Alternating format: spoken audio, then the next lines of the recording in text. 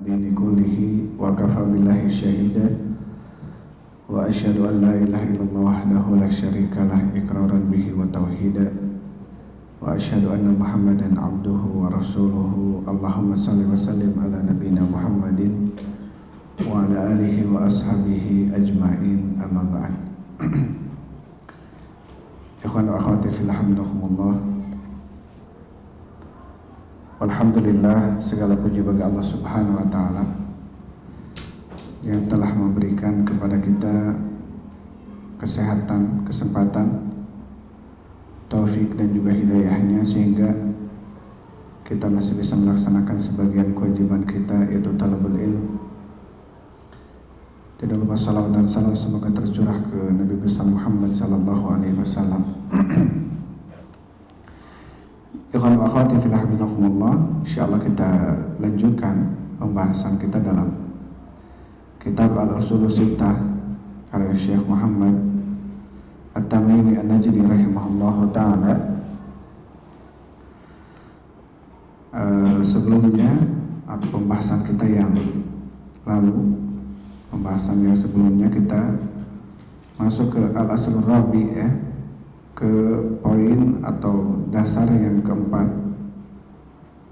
atau dasar yang ketiga sebelumnya.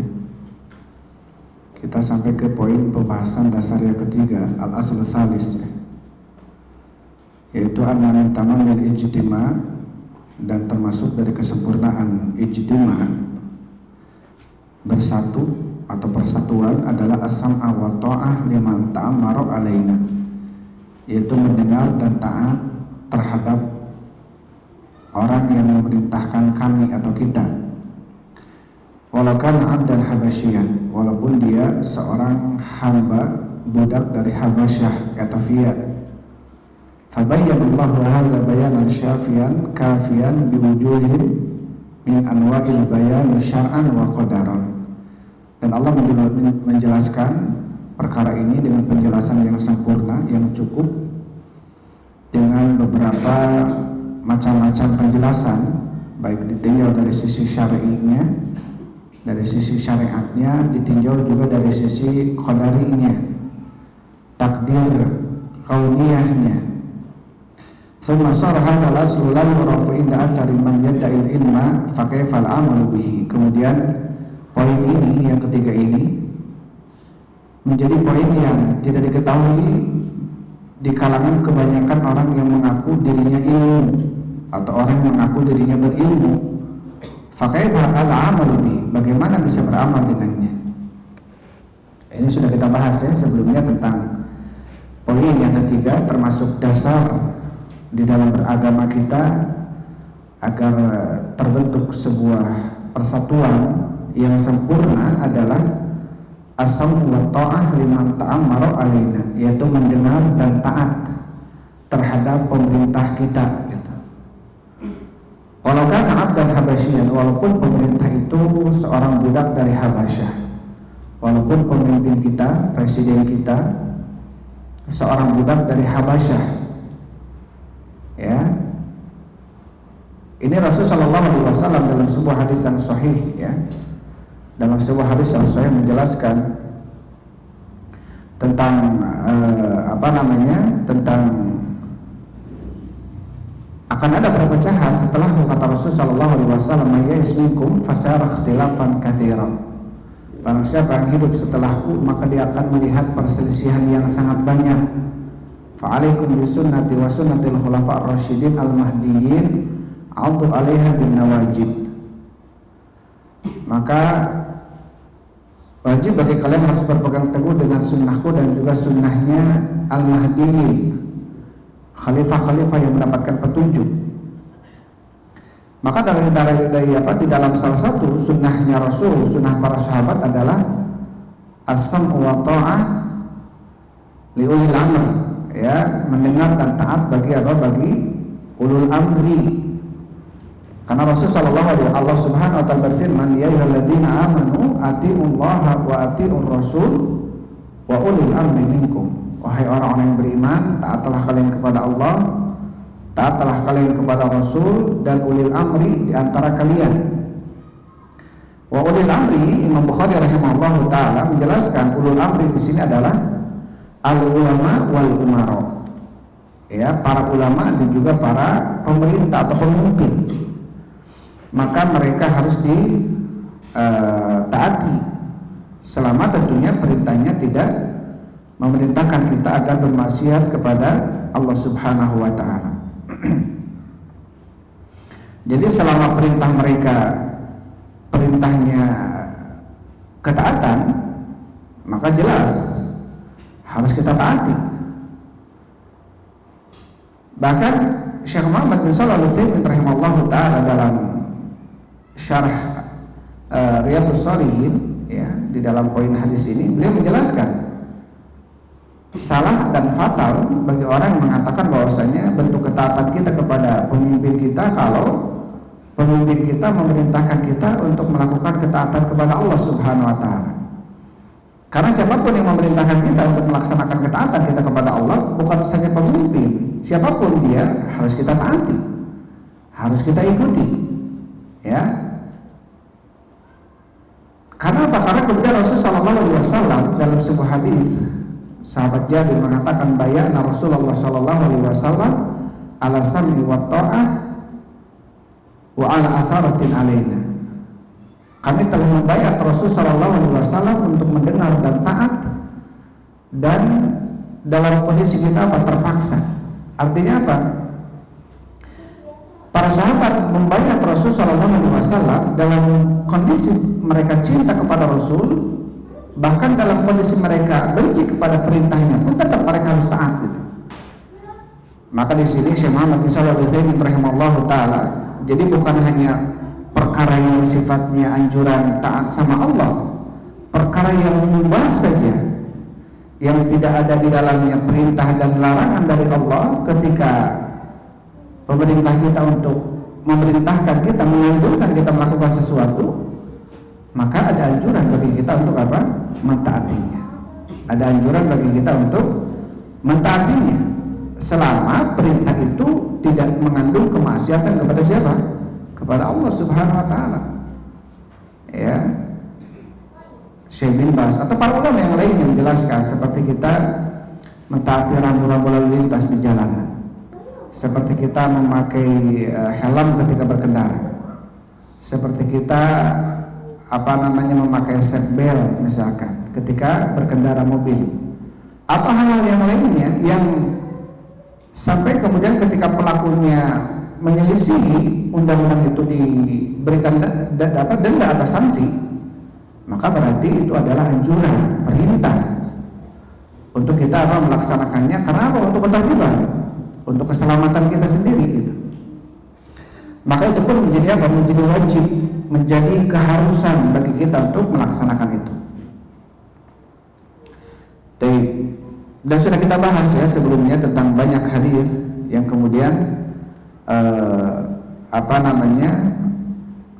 Syekh Muhammad bin Shalih Al-Utsaimin rahimahullahu taala menyebutkan tentang apa? Tentang poin yang ketiga. Kita masuk ke poin yang keempat ya. Bismillahirrahmanirrahim. Qala Syekh rahimahullahu taala, Syekh Muhammad At-Tamimi An-Najdi rahimahullahu taala, al-aslu rabi, poin yang keempat, dasar yang keempat di dalam memahami agama adalah bayanul ilmi wal ulama, penjelasan tentang ilmu dan para ulama, wal fikhi wal fuqaha, penjelasan tentang fikih dan para fuqahanya, artinya orang-orang yang fakihnya, wa bayanu man tasyabaha bihim wa laysa minhum, dan penjelasan tentang orang-orang yang menyerupai mereka padahal mereka bukan dari golongannya. Baik.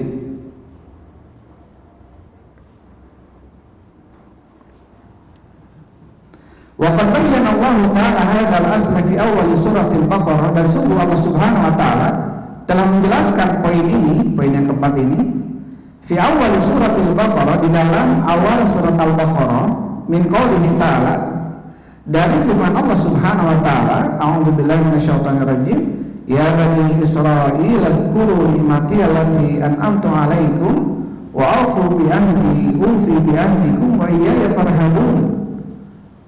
Ila qaulihi, sampai kepada firman-Nya, ya bani Israil adhkuru ni'mati allati an'amtu 'alaikum wa anni faddaltukum 'alal 'alamin. Yang artinya apa? Wahai bani Israil, ingatlah kalian atas nikmatku yang aku telah berikan kepada kalian, dan penuhilah oleh kalian janjiku, aku akan penuhi janji kalian. Wa iyaya farhabun, dan kepadakulah kalian takut.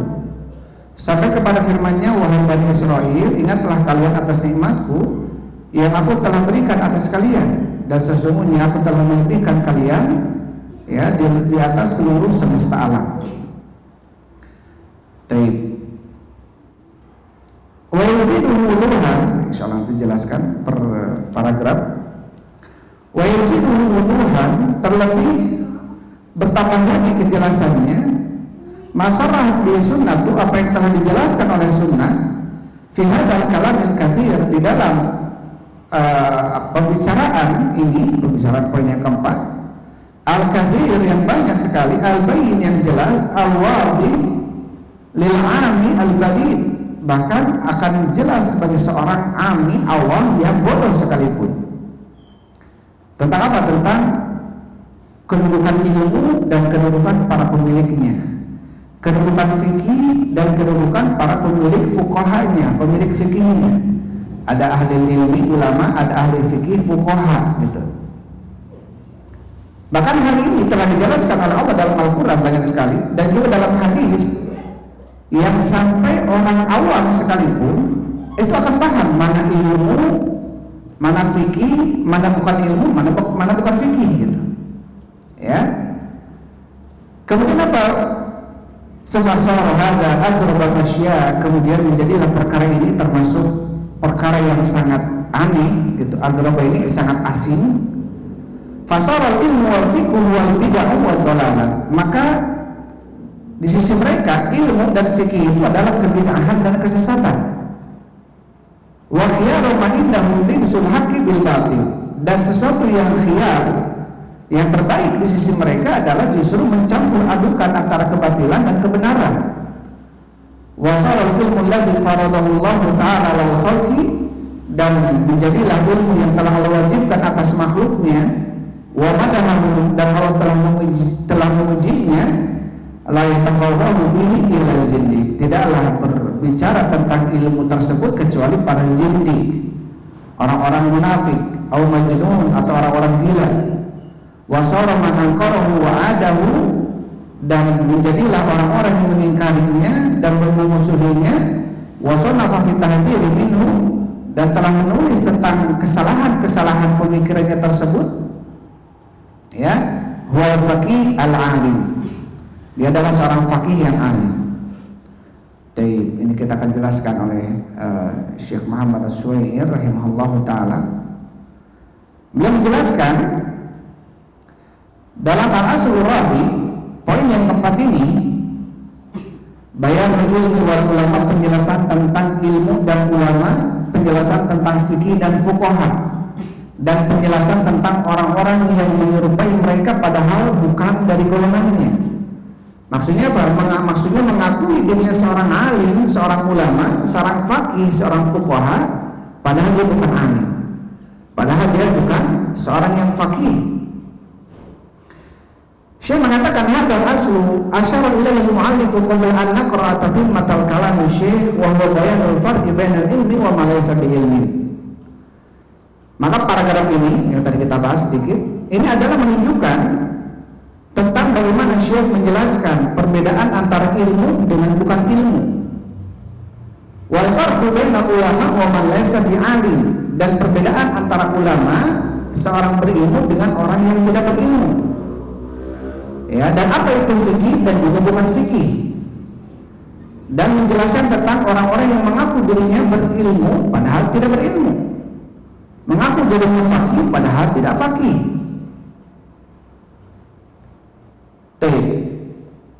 Dibawakan poin ini oleh Syekh rahimahullah ta'ala dalam usul sittah tentang poin yang keempat, termasuk kaidah dalam beragama.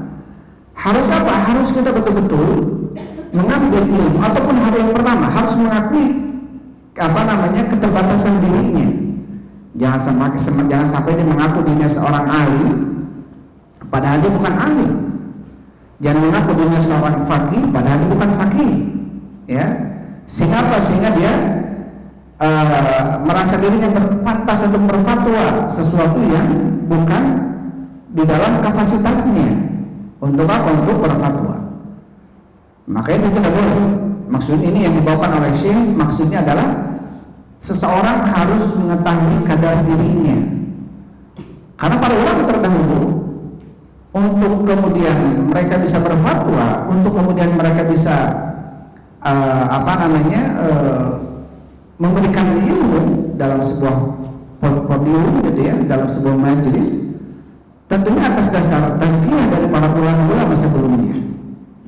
Ini menunjukkan bagaimana betul-betul agama ini Allah Subhanahu wa taala telah persiapkan orang-orang yang menjaganya, yaitu para ulama, ya, orang-orang yang menjaganya itu para ulama.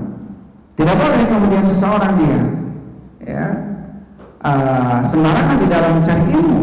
Harus betul-betul tahu. Ya, harus betul-betul tahu dari mana dia, belajarnya dengan siapa dia. Jangan sampai kita mencari ilmu, mengambil ilmu dari seseorang yang ternyata dikhawatirkan, gitu ya. Ilmu yang disampaikan olehnya ternyata syubhat. Kita tidak tahu itu syubhat. Makanya Imam Ibnu Sirin rahimahullahu taala beliau mengatakan inna hadzal ilma din. Sesungguhnya ilmu ini adalah agama. Fanzuru amman takhuduna dinakum. Lihatlah oleh kalian dari siapa kalian mengambil agama kalian. Perlu memilih dari siapa kita mengaji, dari siapa kita mengambil ilmu. Ya. Karena kemudian ada ungkapan-ungkapan sebagian penceramah gitu ya, di dalam ceramahnya mereka mengatakan sudah nggak apa-apa, duduk saja dengan siapapun, yang penting ambil baiknya, buang jeleknya. Maka ungkapan ini tentunya seseorang yang baru mengaji tidak akan tahu mana yang baik, mana yang jelek, tidak tahu mana yang sunnah, mana yang bid'ah, ya, tidak tahu dan tidak bisa membedakan itu. Bagaimana dia kemudian bisa memilih ini baik kita terima, ini jelek kita tolak? Kecuali orang yang menghadiri kajiannya adalah orang yang pernah memperdalam ilmu sehingga tahu mana syubhat, mana ilmu, ya, mana sunnah, mana bid'ah, sehingga dia bisa memilih. Tetapi bagi seorang pencari ilmu pemula tentunya harus betul-betul memilih. Karena apa? Karena jangan sampai kemudian kenapa kita katakan salah dulu? Karena ada ungkapan orang-orang mengatakan wah nggak mungkin ada seorang ustaz memerintahkan kita untuk melakukan kejelekan. Memang nggak mungkin. Kalau dengan nyata terang-terangan melakukan kejelekan itu mungkin nggak mungkin, karena pasti dia mengarahkan kita ke surga dan menjauhkan kita dari api neraka. Hanya saja di dalam memberikan pemahamannya kadang-kadang pemahaman tersebut ternyata salah di dalam memahaminya. Dan ternyata para pemula tidak tahu kalau kemudian pemahaman ini salah. Ya, akhirnya dia berhusnudzon sama gurunya. Insyaallah ustaz ini nggak mungkin lah memerintahkan kita jelek gitu. Ya nggak mungkin. Mungkin karena keterbatasan ilmunya, ternyata dia memaparkan sebuah pemahaman yang ternyata pemahaman tersebut tidak ada pendahulunya, baik dari kalangan sahabat, tabi'in, ya, tabi'ut tabi'in, atau para imam-imam yang empat. Terlebih di dalam masalah ilmu tafsir, terlebih di dalam masalah akidah. Ya, karena apa? Karena kalau sudah ditafsirkan oleh rawinya sendiri, ya ini khawatir banyak kemudian terjadi perpecahan kaum muslimin. Ya, banyak kemudian kelompok-kelompok yang mendirikan kelompok dan membaiat pemimpinnya dan mengkafirkan kelompok yang selain kelompoknya. Berdasarkan dengan sebuah hadis yang sahih riwayat Muslim atau Bukhari, ya, dalam sebuah hadis Rasul mengatakan man mata walam yakun fi unuqihi bai'ah mata mitata jahiliyah. Barang siapa yang mati dalam kondisi di pundaknya tidak ada bai'ah, maka dia matinya mati jahiliyah, artinya bangkai dia. Akhirnya apa dengan hadis ini yang sahih ini? Tetapi kalau pemahamannya salah, banyak orang-orang akhirnya mengumpulkan kelompok, mendirikan kelompok, diangkat seorang imamnya maka seluruh anggotanya membaiatnya. Dan akhirnya apa? Karena berdasarkan dengan hadis ini, akhirnya mengkafirkan orang-orang yang tidak membaiat pemimpinnya. Otomatis kelompok lain pun tidak bisa kalah. Ya sudah, kita baiat dulu pemimpin kita. Kita kafirkan juga orang-orang yang tidak membaiat amir kita. Akhirnya apa? Banyak kemudian kelompok-kelompok baru dalam Islam, ya, yang kemudian saling mengkafirkan satu dengan yang lainnya. Dasar mereka benar, tetapi pemahamannya salah. Karena baiat di sini kata para ulama adalah baiatul udma. Baiatul udma ini baiatul imamah kubra. Baik itu presiden atau raja atau khalifah, kalau ada, atau imam, ya, kalau tidak ada, maka setiap negeri ada pemimpinnya masing-masing. Mau dinamakan dengan presiden, mau dinamakan dengan kesultanan, mau dinamakan dengan raja, maka dia adalah pemimpin. Kita harus membaiat mereka, ya, kita harus membaiat mereka. Karena kalau kita melepaskan baiat kita kepada mereka, artinya apa? Tidak mentaatinya, bahkan kita mau menggulingkannya misalkan, ini dikhawatirkan kita justru masuk ke dalam sebuah hadis, ya, yang tadi disebutkan. Dikhawatirkan apa?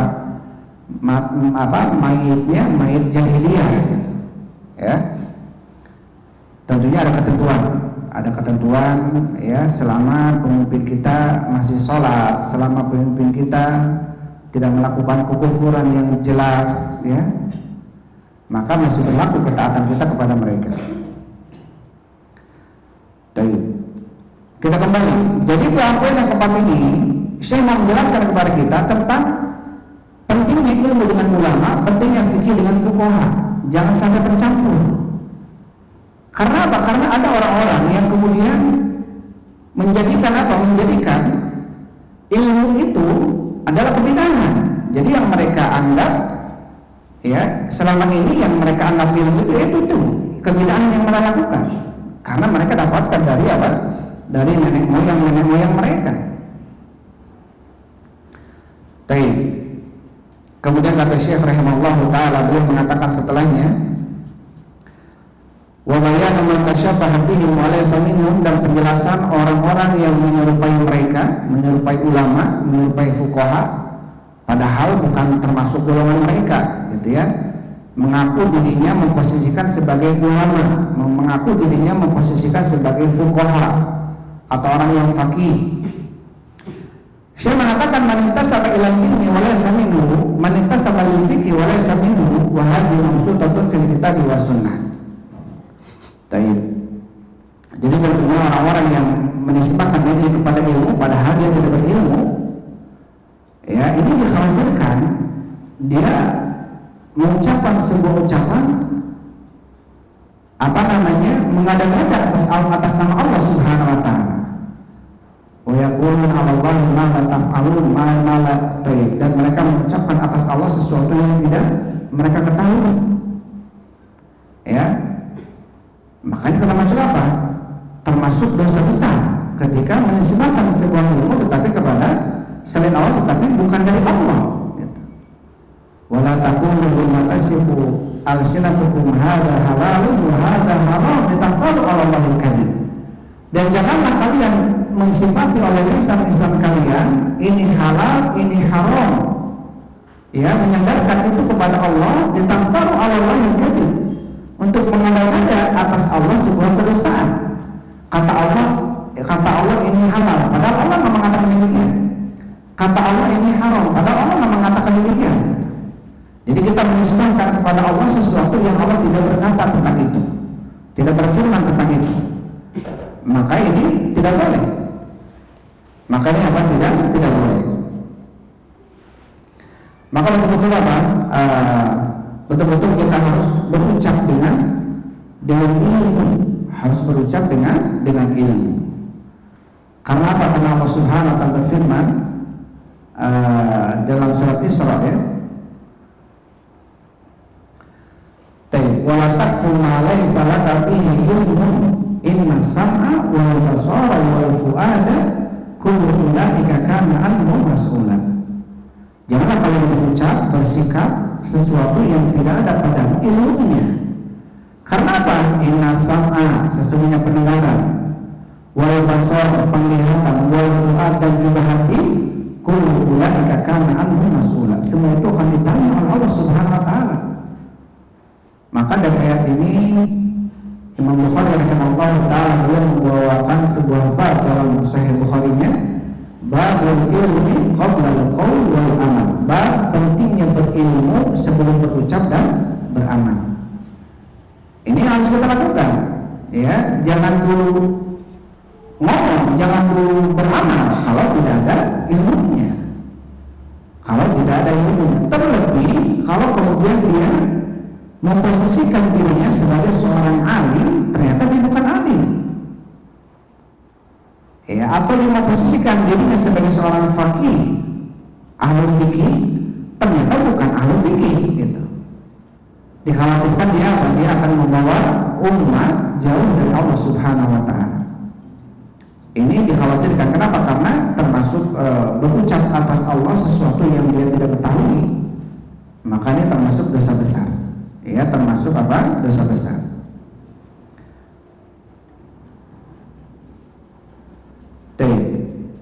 Kemudian bayyana Allah Ta'ala hadzal asla fi awal surat Al-Baqarah. Tadi ayat yang tadi kita bacakan, ya. Kemudian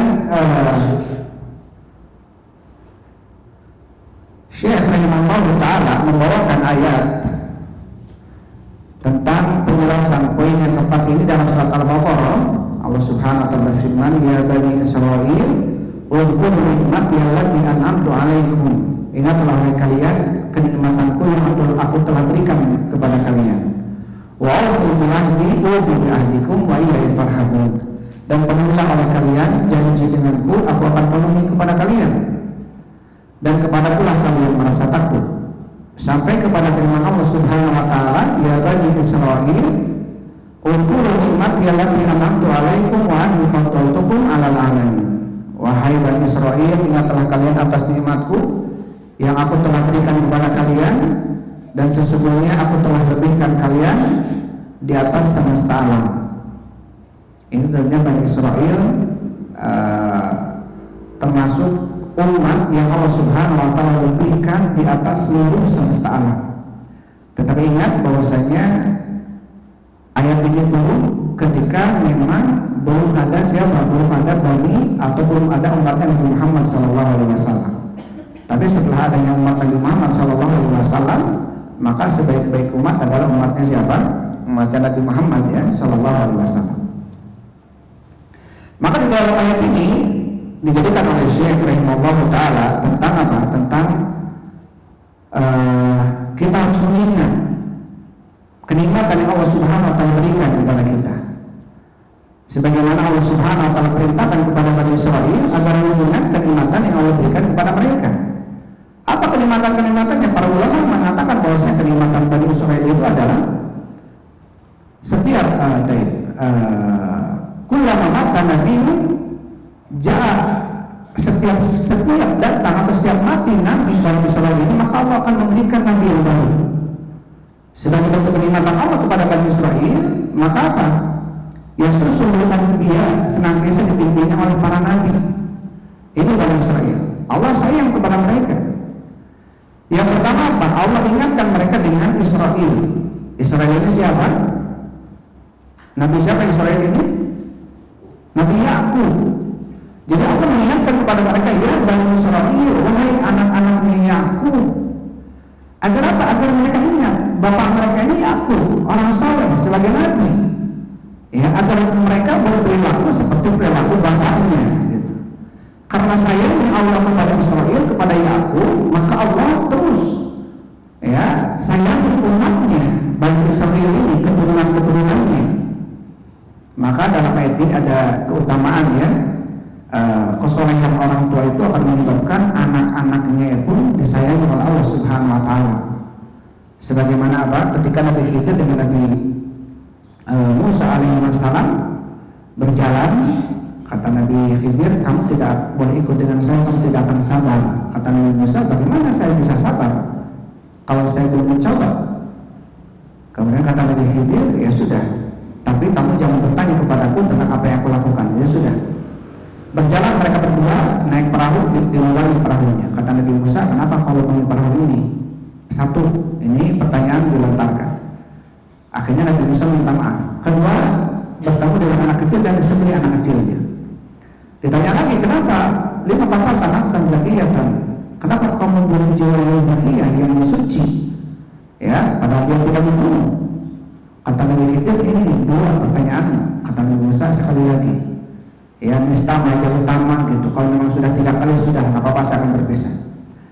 Pas satu hari masuk ke sebuah kampung, di kampung itu tidak ada seorang pun yang menjamu mereka berdua. Karena kebiasaan Arab itu apa? Kalau masuk ke kampung, kalau masuk dia sebagai orang musafir, sebagai tamu, maka mereka menyambutnya sebagai tamu, gitu, menjamunya. Tapi kali ini nggak ada seorang pun penduduk kampung itu apa yang menjamunya sebagai tamu.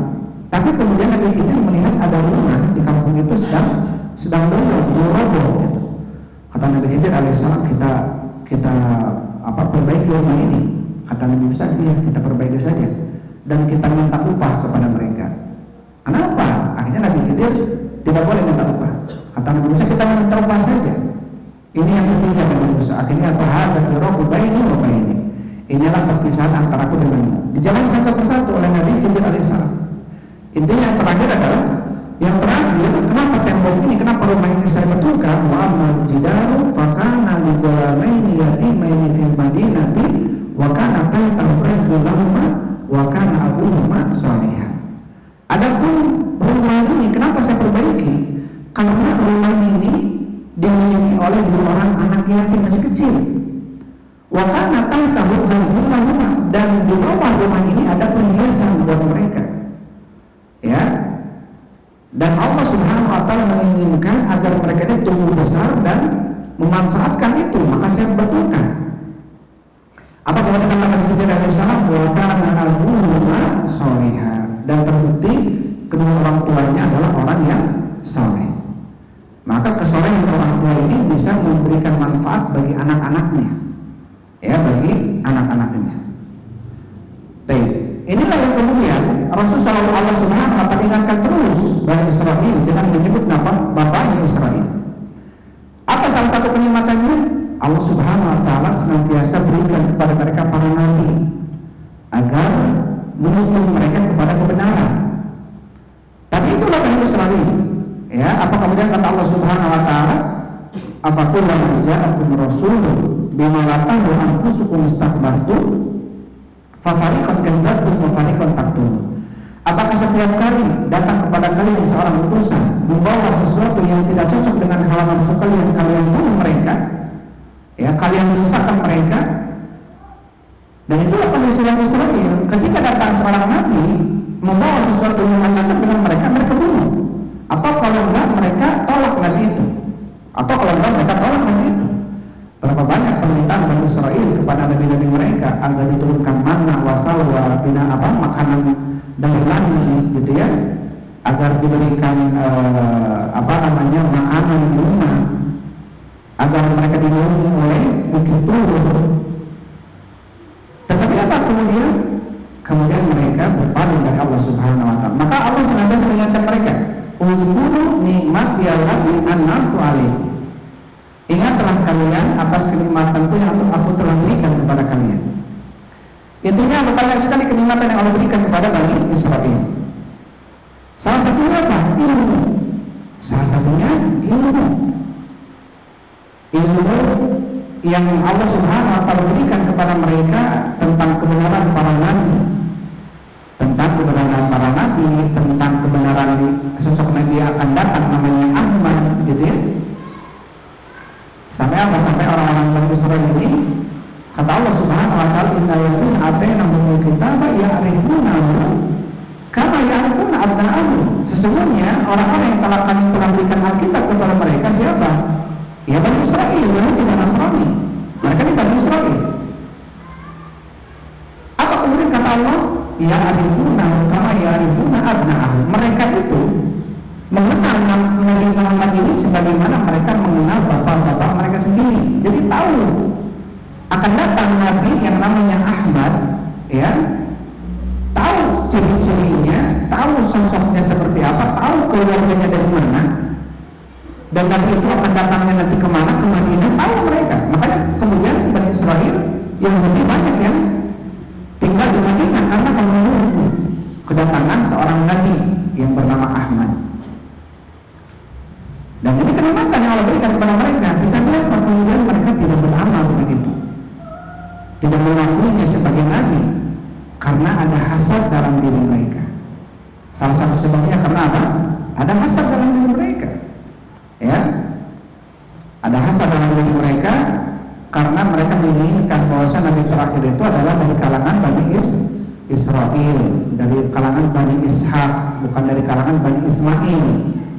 Walaupun Bani Ishak sama Ismail saudaraan, gitu ya, beda ibu satu bapak Nabi Ibrahim. Tapi mereka menginginkannya dari kalangan Bani Ishak, dari Bani Israel, bukan dari Bani Ismail. Di sini kemudian apa? Senantiasa kita berlindung kepada Allah Subhanahu wa Ta'ala dari apa? Dari ketersesatannya atau takaburnya orang-orang Yahudi. Kita senantiasa meminta kepada Allah Subhanahu wa Ta'ala, ihdinas siratal mustaqim, tunjukkanlah kepada kami jalan yang lurus, siratal ladzina an'amta 'alaihim, jalan orang-orang yang telah Kau berikan nikmat kepada mereka. Siapa yang telah berikan nikmat kepada mereka? Minan nabiyyin, wasiddiqin, wasyuhada, wassalihin. Ini orang-orang yang telah berikan nikmat oleh Allah. Ghairil maghdubi 'alaihim, bukan jalan-jalan orang yang maghdub, dimurkai. Siapa maksudnya? Orang-orang Nasara. Waladhdallin, atau maghdub orang-orang Yahudi. Waladhdallin, dan bukan pula jalannya orang-orang yang sesat. Siapa mereka? Orang-orang Nasara.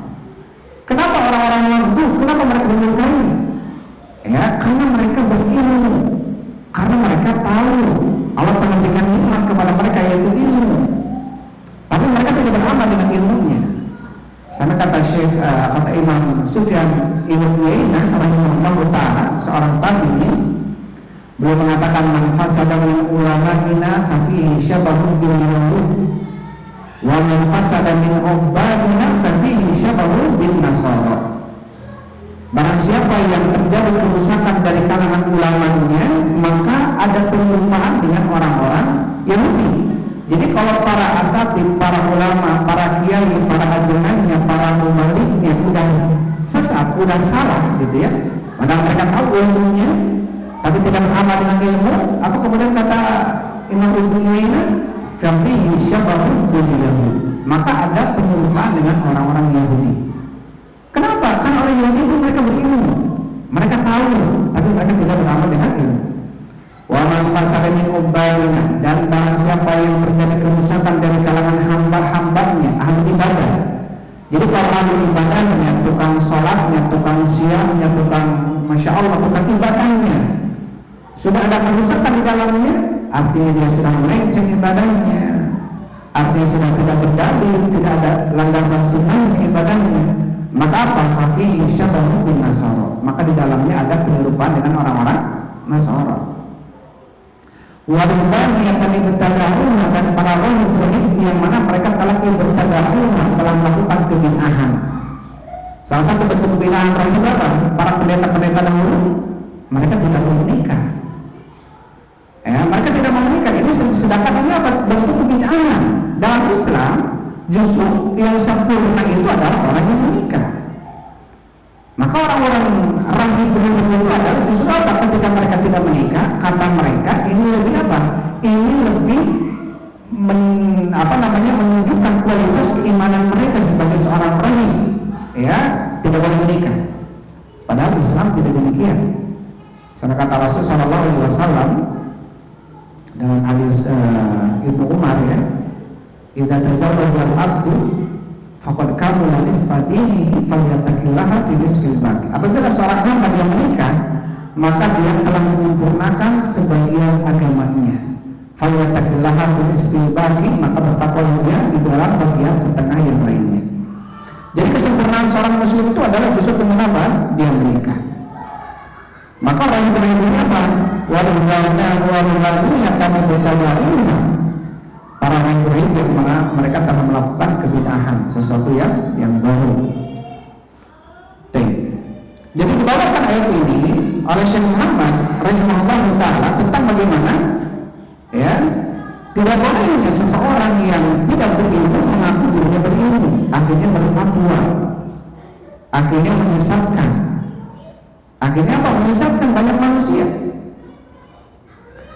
Ini yang dikhawatirkan oleh Rasulullah SAW. Inna Allah la yantazi'ul ilma min suduril ibad, yantazi'u biqadril ulama. Sesungguhnya Allah tidak akan mencabut ilmu dari dada-dada manusia dengan cara mencabut begitu saja, tidak.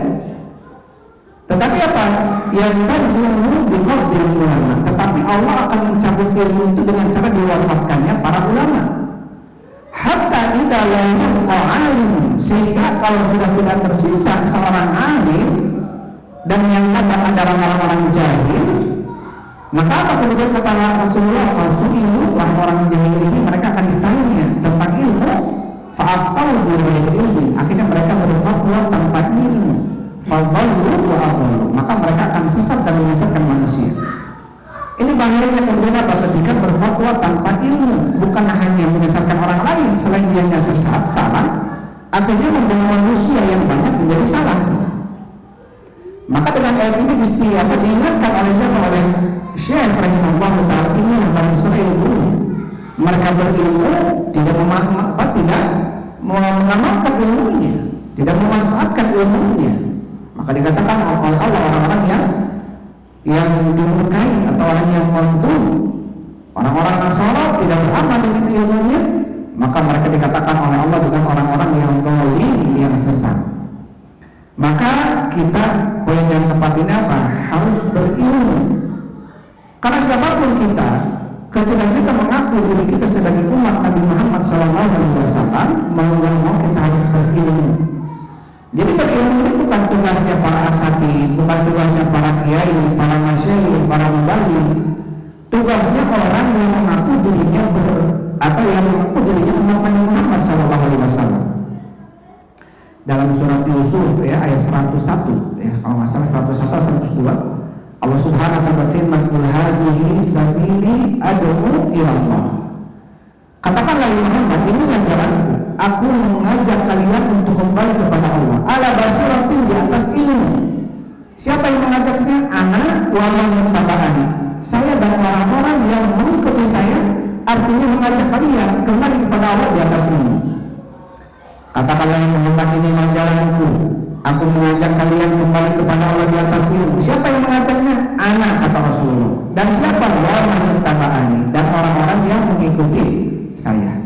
Kata para ulama ahli tafsir mengatakan, banyak para mufassirin mengatakan, salah satunya Syekh Hasan Al-Syekh, beliau mengatakan bahwasanya barang siapa yang mengaku dirinya pengikut Rasulullah, maka dia harus apa?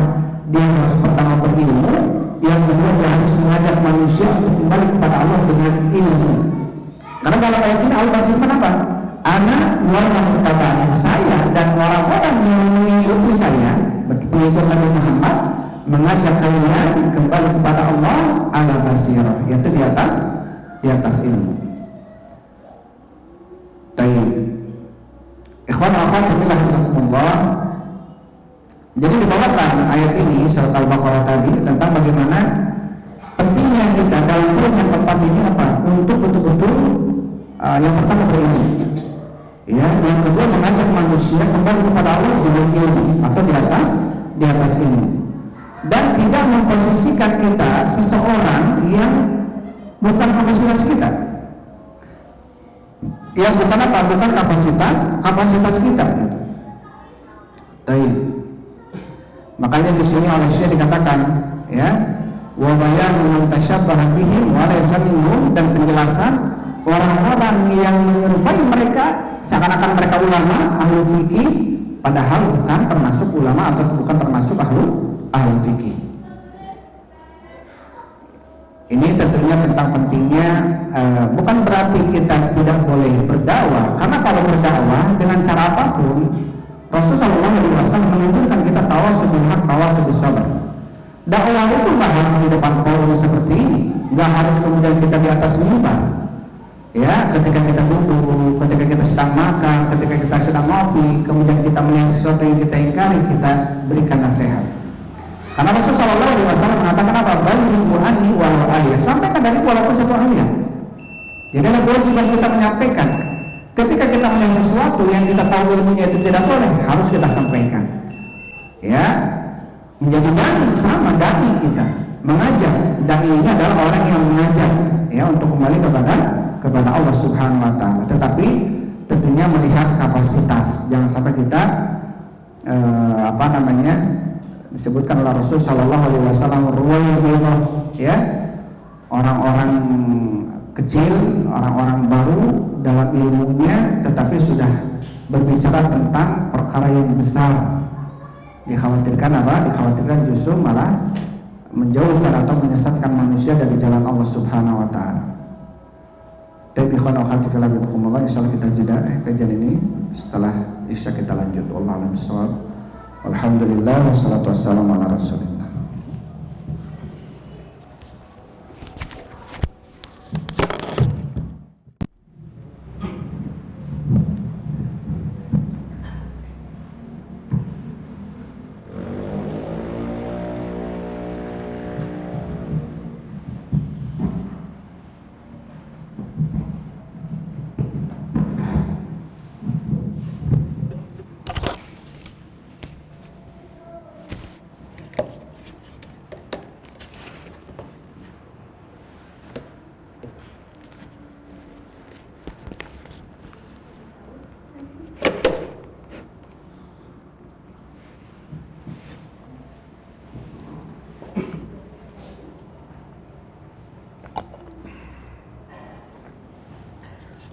Bismillahirrahmanirrahim. Alhamdulillah wassalatu wassalamu ala Rasulillah wa ala alihi wa ashabihi wa man walaha amma ba'd.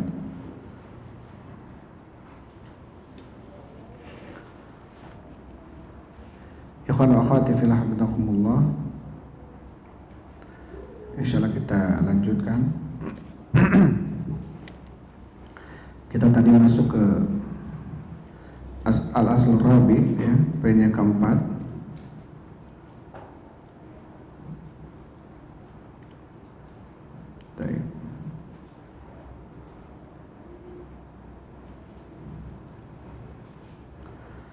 Al-Aslur Rabi, poin yang keempat. Kemudian dibawakan oleh Syekh rahimahullah ta'ala tentang dalil poin tersebut surat Al-Baqarah ayat 40 sampai ayat 47, ya. Kemudian Syekh mengatakan wa yaziduhu wuduhan ma sarrahat bihi sunnatu fi hadzal kalam, dan menambahkan pada poin ini adalah tambahan yang makin menjelaskan atau makin jelas apa-apa yang telah dijelaskan oleh sunnah di dalam ucapan ini, ya. Banyak sekali dalam hadis yang menjelaskan bagi al-ami al-balid, bagi seorang yang awam, bagi seorang yang bodoh. Ya, maksudnya apa? Orang yang awam, orang yang bodoh pun akan mengetahui ini, memahami ini, gitu. Ketika dia membaca Al-Quran atau hadis tentang pentingnya menyandarkan ilmu kepada Allah Subhanahu wa taala. Jadi tidak boleh memposisikan ilmu pada dirinya yang tidak dimiliki, gitu, ya. Tsumma sara hadza agrab al-asya'i fasara al-ilmu wal fiqhu wal bid'ah wad dalalat. Kemudian menjadilah perkara ini termasuk perkara yang sangat mengherankan, sangat asing, sangat aneh, gitu, ya, gharib. Maka ilmu dan fikih menjadi kebid'ahan dan kesesatan. Kata Syekh rahimahullah ta'ala, Allahul musta'an, wa hadha minal bala anna syai'a yakunu fi ba'dil buldan aw fi ba'dil azman wa'abbiru bibadi lianna hadha ad-dina dhahirun ila qiyamis sa'ah. Allah lah tempat pertolongan kita, dan ini termasuk bala, musibah di sebagian negara, di sebagian tempat, di sebagian zaman. Karena tentunya agama Islam ini akan dhahir, akan nampak, akan menang sampai hari kiamat. Sebagaimana Nabi SAW sudah menjelaskan itu, bahwasanya kebenaran itu akan nampak dan menang. Kebenaran itu akan nampak dan menang. Dan tentunya akan nampaklah agama ataupun kebenaran, bahkan kemenangan tersebut atas jaminan dari Allah Subhanahu wa taala, sampai Allah Subhanahu wa taala berfirman, "Inna nahnu nazzalna dzikra wa inna lahu lahafizun." Sesungguhnya kamilah yang telah menurunkan az-dzikra, yaitu Al-Qur'an, syariat, wa inna lahu lahafizun, dan kami juga yang akan menurunkan baginya lahafizun, para penjaga. Jadi Al-Quran syarat ini akan terjaga sampai hari kiamat. Jadi akan ada orang-orang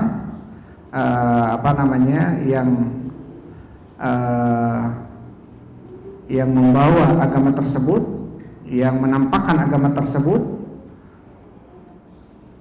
walaupun banyak orang yang mencemoohnya, gitu. La tazalu min ummati dhahirin 'alal haq, akan senantiasa ada dari kalangan umatku yang mana mereka menampakkan kebenaran.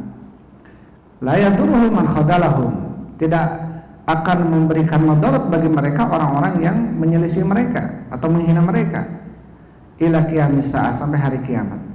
Rasulullah mengatakan ada kelompok-kelompok nanti yang akan membawa agama ini, menjaga agama ini. Ya, la yadurruhum man khadalahum, tidak akan memberikan madarat bagi mereka orang-orang yang menyelisih mereka. Artinya akan ada orang-orang yang membawa Al-Quran dan Sunnah dengan pemahaman yang benar, ya, dan ini sampai hari kiamat. Walaupun tentunya bertentangan dengan kebanyakan manusia, walaupun tentunya bertentangan dengan kebanyakan manusia. Di sini disebutkan oleh Syekh, maka menjadilah perkara ini perkara yang sangat mengherankan. Ilmu dan fikih, ya, seakan-akan adalah merupakan kebidahan dan kesesatan. Ba'dul amakin wa ba'dul azmina qad yakunu ilmu al-mustamaddu minal kitabi wa sunnah wal bid'atu wa huwa dhalalah.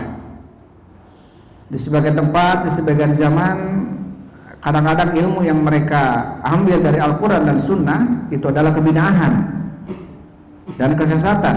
Wa hadza wujida fi tasnifat unasin fi qurunin madiyatin wa fi ba'dil buldan fi qarnina hadzal ladzi na'ishuhu fa innahum yusammuna min man yatamassaku bid-dalil wa yunkiru 'alan nasi bid'ahum wa ma hadatsu fi jinabit tauhid.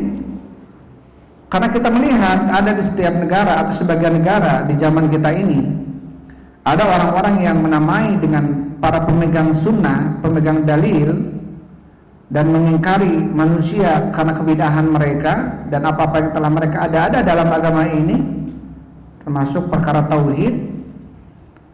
Ya, kemudian apa? Mereka diingkari. Mereka dikatakan, wah ini penyelisih agama, ini membawa syariat baru. Jadi ketika ada orang-orang yang mau membawa kebenaran, artinya membawa Al-Quran dan Sunnah dengan benar, dengan pemahaman para ulama, para sahabat, dan kemudian mengingkari kebidahan-kebidahan mereka, akhirnya apa? Mereka mengatakan, wah ini agama baru, ini penyelisihan, gitu, ini kesalahan dan lain sebagainya. Jadi mereka menamai yang sunnah dengan bid'ah, yang bid'ah dengan sunnah. Jadi kita hidup di zaman ini, zaman tahun 1100 Hijriah dahulu, di zaman Syekh rahimahullahu ta'ala. Jadi sudah 300 atau 400 tahun yang lalu, gitu. Banyak orang-orang yang kemudian menamakan amalan yang mereka lakukan itu sunnah, padahal jelas-jelas bid'ah. Ya, ketika ada orang melakukan sunnah dikatakan bid'ah oleh mereka. Jadi mereka terbalik, gitu ya, mereka terbalik. Bahkan di zaman Syekh rahimahullahu ta'ala banyak orang-orang yang melakukan kesyirikan, mereka yakini itu adalah sebuah tauhid. Ya, ketika bersumpah dengan nama, menyebut nama selain nama Allah, ketika menyembelih untuk selain Allah Subhanahu wa taala, ya, ketika mereka melakukan kesyirikan, mereka namakan itu tauhid. Dan ketika mereka melakukan kebidahan, mereka namakan itu adalah sunnah. Tetapi tentunya apa kata Syekh? Senantiasa akan ada orang-orang yang menampakkan kebenaran sampai hari kiamat, tidak memberikan bahaya bagi mereka orang-orang yang menyelisih mereka. Ya, orang-orang yang menyelisih mereka.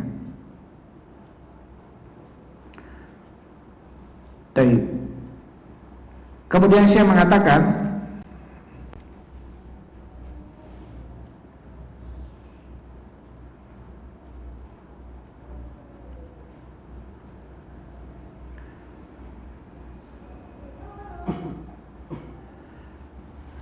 Baik. Kemudian menjadilah perkara ini adalah perkara yang sangat asing, menjadilah ilmu dan fikih adalah kebidahan dan kesesatan. Kemudian wahyaru ma indahum labsul haqqi bil batil wa saral ilmu alladhi faradahu Allah taala 'alal khalqi wa madahahu la yafawwahu bihi illa zindiku aw majnun. Jadi sesuatu yang bagus di sisi mereka adalah ketika menyampuradukan antara kebenaran dan kebatilan. Dan ilmu yang Allah Subhanahu wa taala wajibkan bagi mereka, bagi manusia, dan Allah puji ilmu itu, tidaklah yang berucap dengan ilmu itu hanya orang-orang yang mereka katakan zindik atau majnun. Jadi orang-orang yang membawakan Al-Quran dan Sunnah, ini pemahamannya sahabat, ini yang benar, kita tidak boleh begini, tidak boleh begitu. Di waktu kebanyakan manusia mengamalkannya, justru kita akan disinggung, bahkan akan dituduh sebagai seorang yang majnun, seorang yang gila. Ya, seseorang yang membawa sesuatu yang menurut mereka baru gitu. Ketika kita mengatakan ini bid'ah, sebuah amalan yang hampir seluruh manusia melakukannya misalkan. Walaupun hampir seluruh manusia melakukannya, kalau itu bid'ah kita katakan bid'ah. Tapi kemudian ketika kita mengatakannya, maka justru kita akan dianggap sebagai seseorang yang membawa sesuatu hal yang baru. Bagaimana membid'ahkan sesuatu yang nenek moyang kami dahulu mengamalkan ini gitu. Jadi kita di zaman yang terkadang keluh lisan ini untuk amar ma'ruf nahi mungkar. Ya, kita di zaman yang kadang-kadang keluh, kita berbicara di podium-podium yang kemudian menyinggung sebuah amalan yang amalan tersebut mereka lakukan padahal jelas itu bid'ah gitu ya, menurut ilmu yang benar. Tapi karena kebanyakan mereka melakukannya, seakan-akan itu adalah sunnah. Jadi orang yang berbicara dan menyinggung itu akhirnya apa? Ya, tidak sedikit kemudian diperkarakan. Tidak sedikit kemudian ditutup kajiannya. Tidak sedikit kemudian mereka diusir dan kemudian tidak bisa menyebarkan ilmunya di beberapa tempat karena dinilai oleh mereka telah mengganggu ya keamanan sebuah tempat misalkan.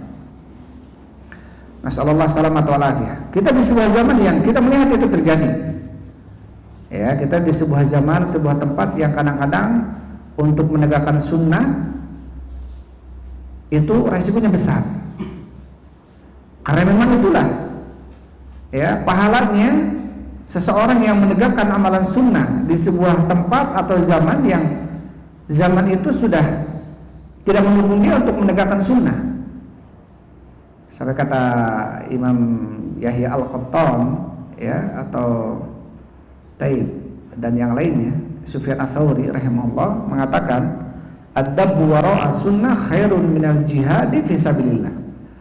Membela sunnah, menegakkan sunnah, menghidupkan sunnah itu lebih baik daripada jihad di jalan Allah Subhanahu wa taala. Karena kalau jihad di jalan Allah jelas musuh-musuhnya orang-orang kafir. Jelas ini muslim, ini kafir, kita berjihad. Tapi kalau mau menegakkan sunnah, kadang-kadang yang kita hadapi kaum muslimin sendiri yang terlena dengan amalan bid'ahnya, yang kemudian mereka anggap itu adalah sunnah. Ya, mabtada'a bid'atan, tidaklah sebuah amalan bid'ah itu dilakukan, maka akan hilang sesuatu atau akan hilang amalan sunnah sepertinya. Jadi kalau seseorang melakukan amalan bid'ah, maka otomatis sunnah yang sepertinya akan hilang.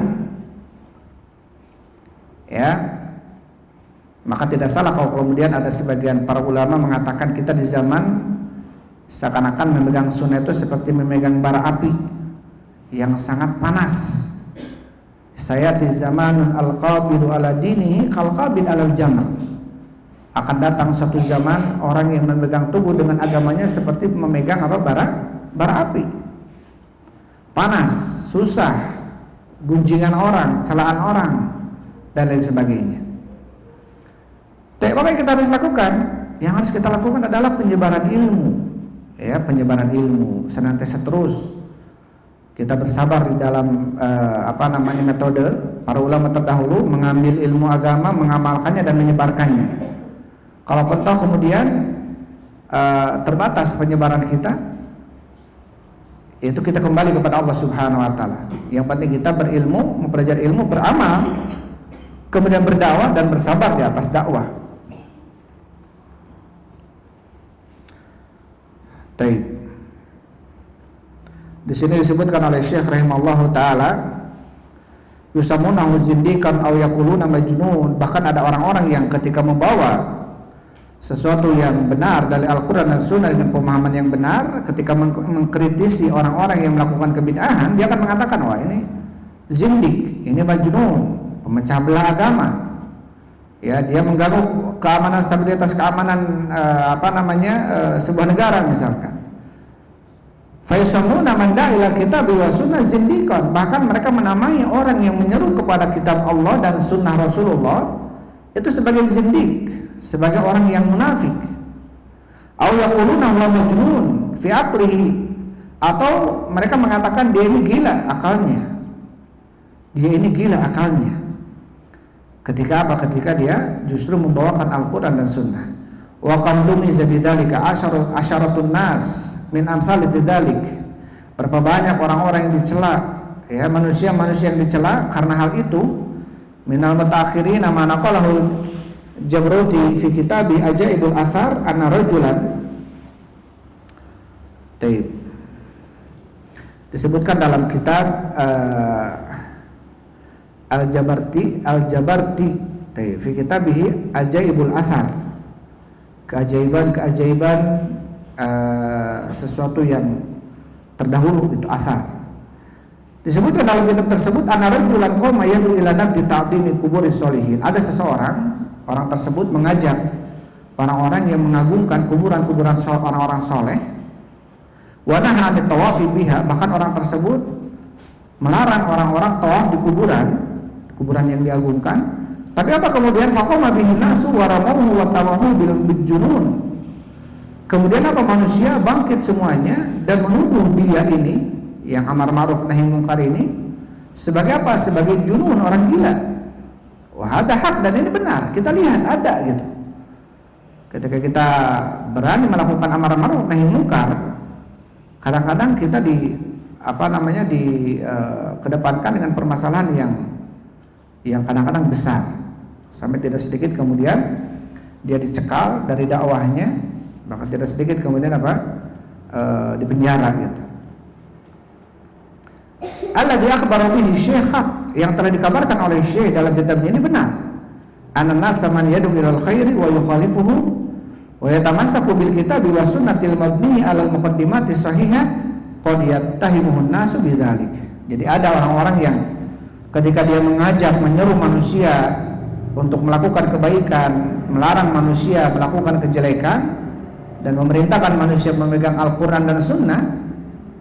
Tapi kadang-kadang apa? Kadang-kadang ada orang-orang yang menuduh dia sebagai seorang yang sesat, yang salah, pemecah belah agama dan lain sebagainya. Itulah menjadi sebuah sunnatullah dalam dakwah. Mesti akan ada rintangan, akan ada sandungan. Itulah orang-orang yang menjalankan sebuah misi yang dilakukan oleh para nabi. Allah Subhanahu wa ta'ala berfirman, wa kadzalika ja'alna likulli nabiyyin aduwan minal mujrimin. Begitulah kami akan jadikan bagi setiap nabi aduwan minal mujrimin, musuh dari kalangan orang-orang mujrim. Maka para ulama mengatakan orang yang berdakwah seperti dakwahnya para nabi, ya, nabi ini naba'a artinya membawa kabar, berdakwah seperti dakwahnya para nabi. Apa dakwah para nabi? Dakwah tauhid, dakwah sunnah, melarang kesyirikan, melarang kebidahan, itu saja, nggak ada yang lain. Pasti apa? Pasti akan ada aduan minal mujrimin, akan ada musuh dari kalangan orang-orang yang berdosa. Sampai ketika Rasulullah SAW dibawa ke Gua Hira oleh malaikat Jibril dan diperintahkan untuk membaca Iqra. Setelah itu kemudian lari menemui Khadijah bintu Khuwailid rahimahullah radhiyallahu anha, kemudian zammiluni selimutilah saya. Kaget Nabi Muhammad SAW ketika dibawa oleh malaikat Jibril. Khadijah ini kaget, loh, kenapa Nabi Muhammad bisa seperti ini? Padahal dia ini orang baik, tidak mungkin ada orang yang mau menyalakai dia. Dikenal orang yang baik, orang yang jujur, orang yang amanah, menyambung silaturahmi. Tidak ada seorang pun yang pernah tersakiti oleh Nabi Muhammad SAW. Jadi nggak mungkin ada orang yang mau mencelakainya. Diceritakan oleh Nabi Muhammad dibawa ke Gua Hiro dengan sosok makhluk seperti ini, seperti itu.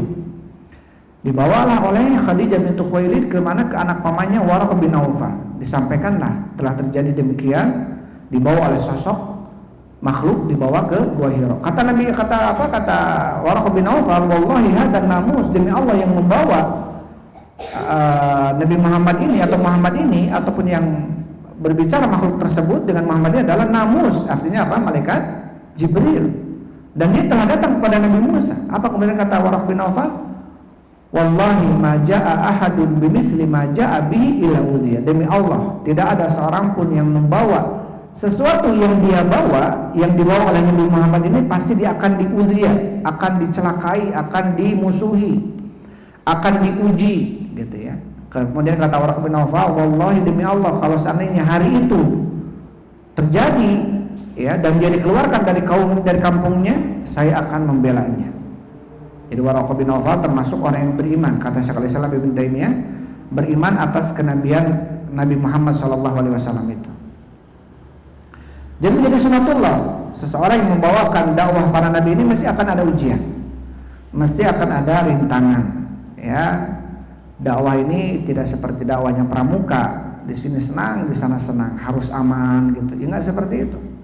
Maka dakwah yang betul-betul yang dibawakan oleh Nabi SAW menjadi sunnatullah akan ada apa? Akan ada orang-orang yang akan menghalanginya. Bagaimana agar dakwah tersebut tidak tersebar? Kenapa? Karena ada orang-orang yang akhirnya kepentingan mereka terusik, gitu ya.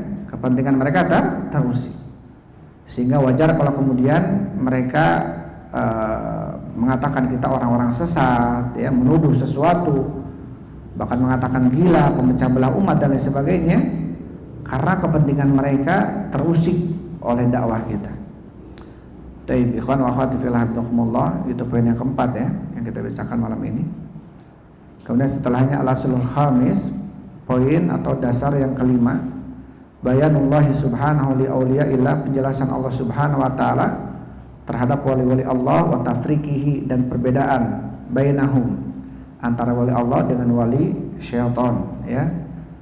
Baik, ini insyaallah kita bacakan di waktu yang akan datang. Poin yang kelima ini tentang perbedaan wali Allah dengan wali syaitan. Itu mungkin yang bisa saya sampaikan untuk malam ini. Sebelum tutup mungkin ada yang ditanyakan, silakan fadhil.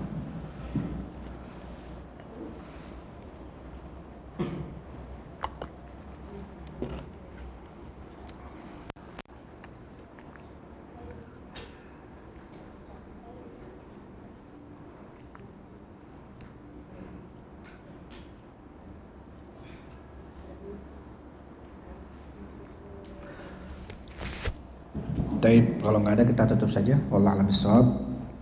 Walhamdulillah wassalatu wassalamu ala Rasulillah. Subhanakallahumma rabbana wa bihamdik asyhadu an la ilaha illa anta astaghfiruka. Assalamualaikum warahmatullahi wabarakatuh.